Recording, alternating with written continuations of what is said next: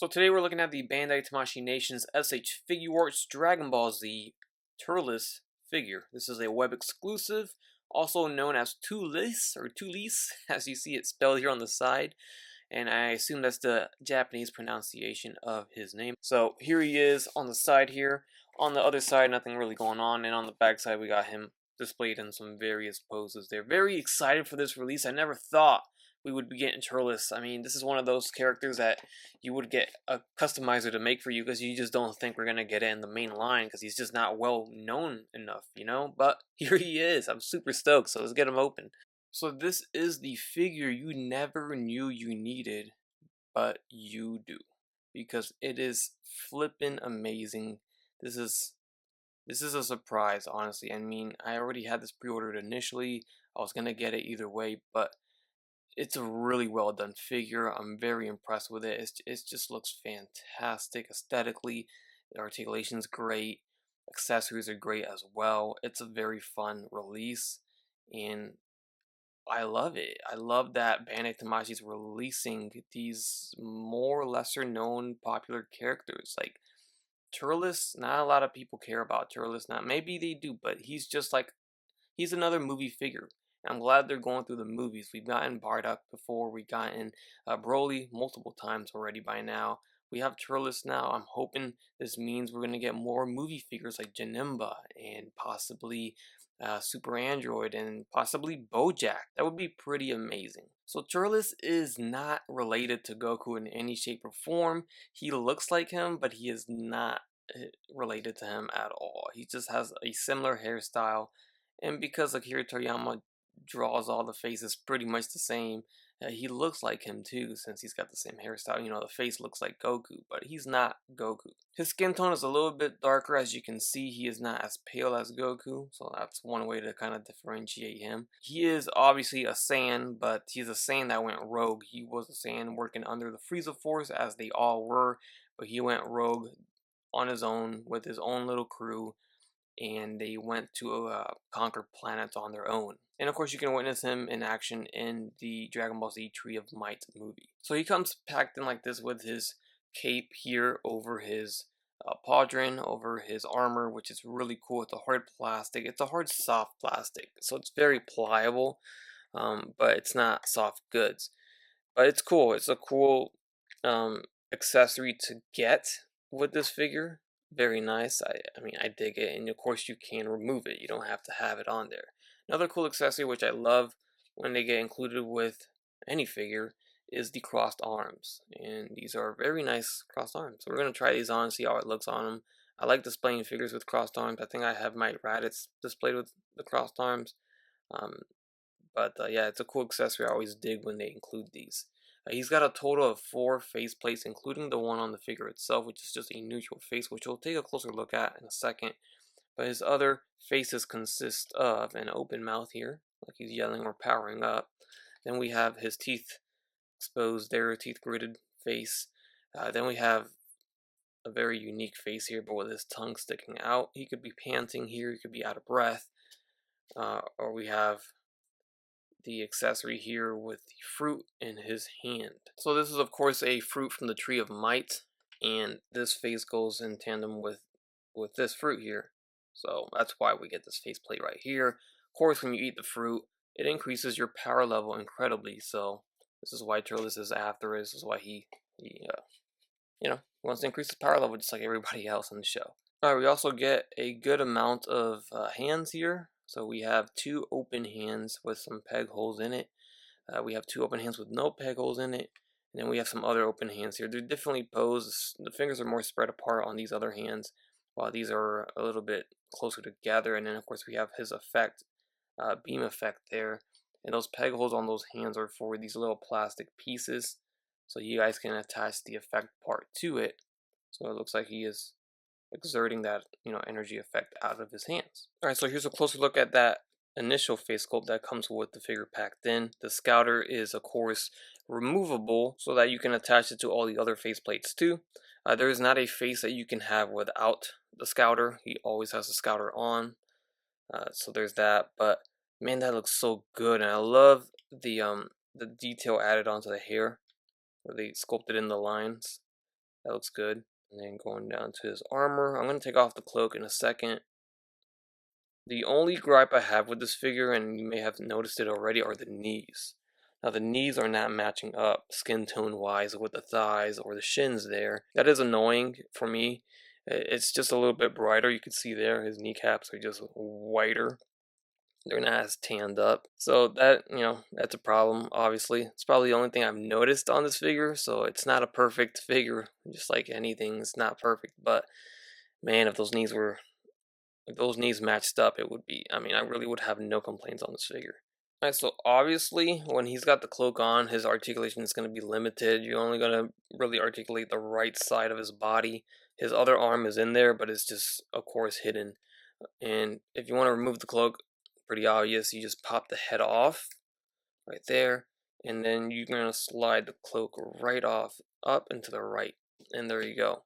So you can see his full armor now. Pop the head back in, and now you have TURLES without it. Pretty dope. Also, do you guys say TURLES or do you say TURLES? I'm pretty sure it's TURLES, but that's how I say it. The best TURLES figure you'll ever own in your life. That goes with anything with this line in regards to any character, but this is very nice. I don't believe Irwin or Jack Specific made any TURLES figures when they had their run of Dragon Ball Z figures. Haven't seen it with Dragon Stars currently with Bandai of America or Bandai Namco. It's not like they changed it, but yeah, this is great. Really, really good sculpt. Armor looks good. The pauldrons are on this different system here, I see, compared to others, where it's on this ball joint hinge here. They're trying this out, it seems like, so that you can maybe articulate his... Oops, that does pop off. I was going to say maybe articulate his arms up, but maybe that's not the case. So yeah, you just got to be a little bit less rough with it, but maybe you can expand the arms out, and you don't mess up, like, for example, with the Ginyu Force, you really couldn't articulate their arms up. He also has these shoulder butterfly joint sockets here, so that too, you can utilize all that without this getting in the way. It's also worth noting that the tail is only to be wrapped around his waist. He doesn't have an alternate tail that you can snap off and snap in to replace this one to make it seem like the tail is not wrapped around his waist. Although this tail is removable, you can unplug it and maybe plug in another extra one you have lying around from Vegeta or Raditz or whatever. But for TURLES, he does not. So we have everything that we can expect from our SH Figuarts Dragon Ball Z figures. He can look up just fine. He can look down really, really good. That neck is on a separate articulated neck joint, so left and right, no issues. Head tilting is gorgeous. Very good range. As I showed you the pauldrons, now they can get a little annoying because as you saw, they do pop off, but they're a little bit more mobile now. You can play around with it a lot more than we could before, which I dig that, because before we were very limited and it really hindered our poses when it came to non-vanilla poses with a sand armor. But let's see how this goes. This might pop off. I assume, let's go ahead and train it first. But the arms can go all the way up. There you go, all the way up. And this is probably what they're going for, because before we couldn't do this.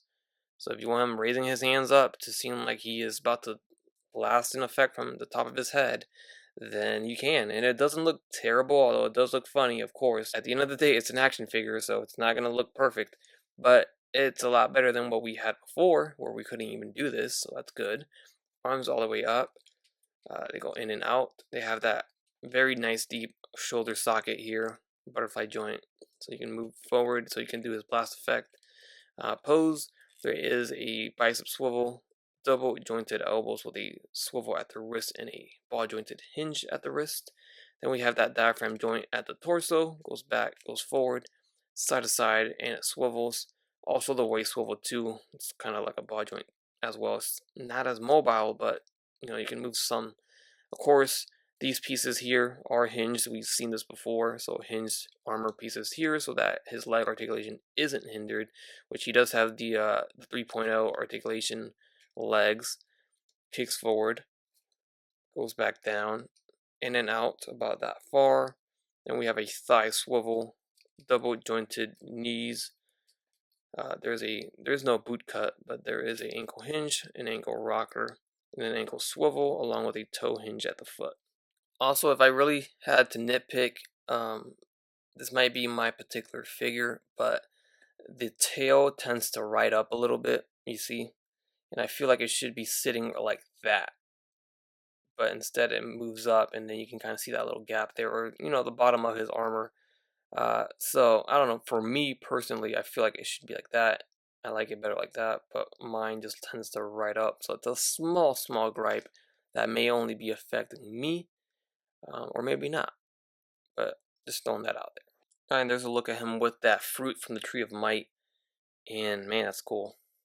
Very simple vanilla pose, but I dig it a lot. It's such a nice figure. I can't really express it enough, but I did notice a lot of people backpedaling, and trying to obtain this figure now that they saw it in videos or in pictures of just how amazing it looks.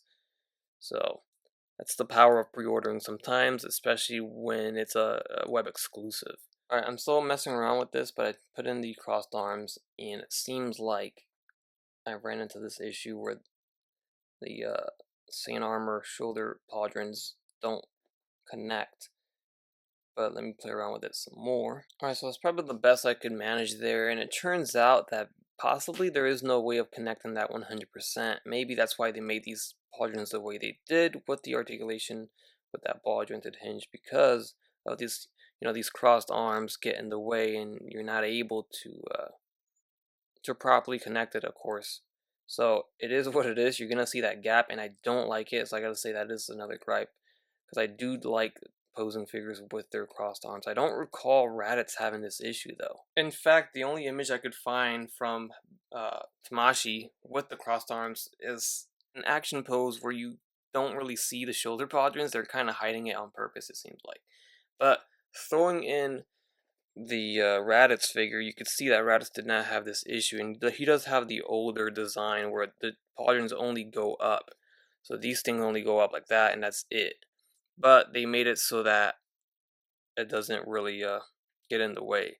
Now you can kind of see there's a gap here on the arm, and people might get annoyed by that. So maybe that's what they're trying to avoid here. I don't know. There's a give and a take and everything. So I guess it's either one or the other with these crossed arms with the sand armor. But I'd rather see this look, I think, over the gappage there. Here is another look at him next to TURLES from top to bottom, side by side. You could just see how big Raditz really is compared to TURLES here. And here he is next to the 2.0 Sand Armor Vegeta, and also another good example of crossed arms with a sand armor here. And there he is next to a smaller figure in sand armor, which is the Battle Clothes Krillin, and there's the Battle Clothes Gohan. And then just to get him next to Goku, here he is next to the Sand Raised on Earth Goku figure. Alright, so if you can find this thing, get it. It's definitely a great piece to have in the collection. If you don't have any connection to this character or don't care at all, then that's an easy pass for you, and you're saving yourself some money. But this is a gorgeous figure, in my opinion. And I know my opinions on Dragon Ball Z Figuarts are slightly biased, because I love Dragon Ball Z so much. But I promise you, if I didn't like this figure, I would tell you. And I really love this figure. The knees annoy me, and the gap on the pauldrons annoy me when you put the crossed arms. But that is it. Everything else is pretty fantastic, and I love the way this thing looks. I'm glad this figure is doing pretty well in terms of sales. This shows them that we are all for characters like this. We will pay money for characters that aren't popular as Goku and Vegeta, So let me know your thoughts down below in the comment section.